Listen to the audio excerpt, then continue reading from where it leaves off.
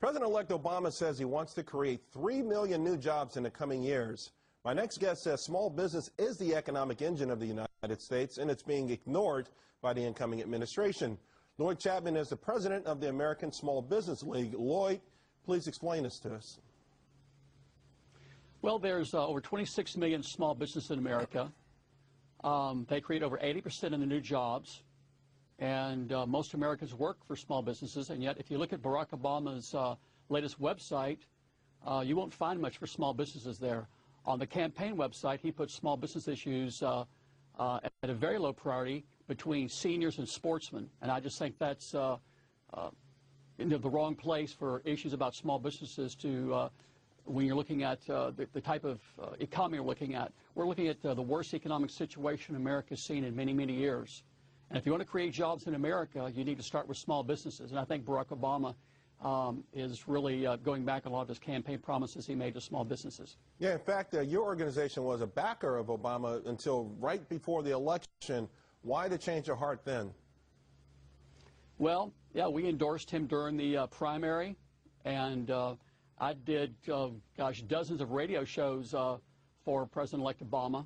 And about 3 weeks before the election, he dropped all of his small business proposals that we'd worked on for several months. We were part of his Small Business Council, and we worked with small business people all around the country to put forth issues that would help stimulate the economy and create jobs in small businesses. And about 3 weeks before the election, he dropped them all.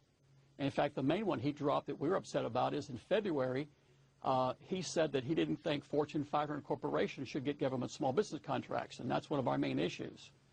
But just days after making that statement, he dropped any reference to it. And if you go look at his change.gov website now, you won't find any mention of Barack Obama's promise last February to America's 26 million small businesses to stop the flow of government small business contracts to, as he said, corporate giants.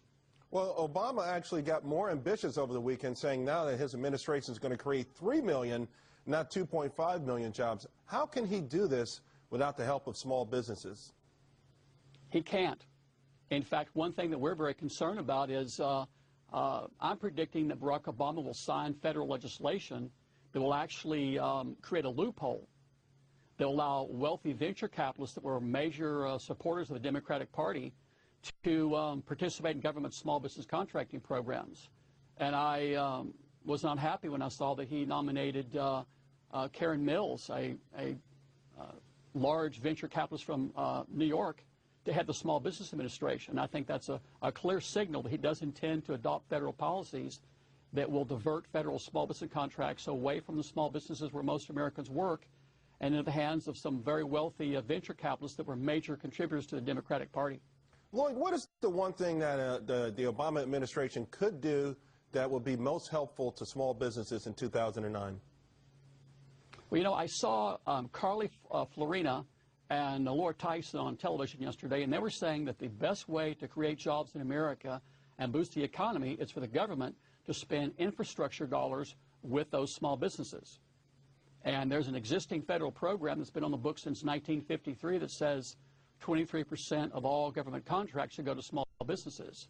And since 2002, there's been 15 investigations that found that most of those government small business contracts actually go to Fortune 500 corporations. So if Barack Obama wants to stimulate the economy and create jobs in America, he needs to stop the government from giving small business contracts to big businesses and try to infuse those federal infrastructure dollars into the hands of the small businesses where most Americans work, and that'll create jobs in this country. Lloyd, I'm glad you brought that up, because at the top you gave us this sort of scope on how large or how important small businesses are, but we hear this term all the time. It's almost ambiguous. What exactly is a small business?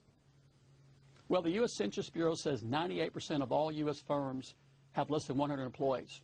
And that's my definition of a small business. When you walk around the neighborhood you live in, you know, you can kind of tell what a small business is. But today, the federal government is literally giving small business contracts to Fortune 500 corporations. And I think that needs to stop. Okay, Lloyd, really appreciate it, and good luck with your endeavors. All right, thank you. Well, it's great for customers, but is it possible that there's a downside to cheap gas? Well, we'll let you know when we come back.